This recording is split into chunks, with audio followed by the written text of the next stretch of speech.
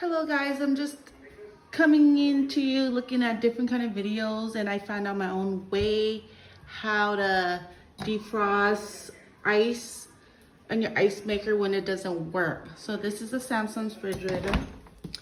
So a lot of people are showing you that, if it doesn't work or it gets stuck, you just open up the ice maker. And I did to mine a couple of times. And then a lot of people tell you, oh, just get a knife and scratch out all the ice right here. But I find an easier way. So I got a towel, like this. I wet it. I put it in the microwave for like 80 seconds.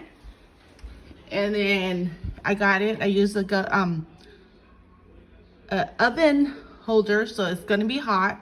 So I got it, and then I just went down on this all the way, and you'll see all the steam, and it melt up all the ice out. I still got a little bit more. See, ice already making. So that was just the easier, fastest way is to melt all the frosty ice that gets stuck right here. See, look at that, ice already making. So that's just the easy way. If you like it, well, thank me at the end. Thank you.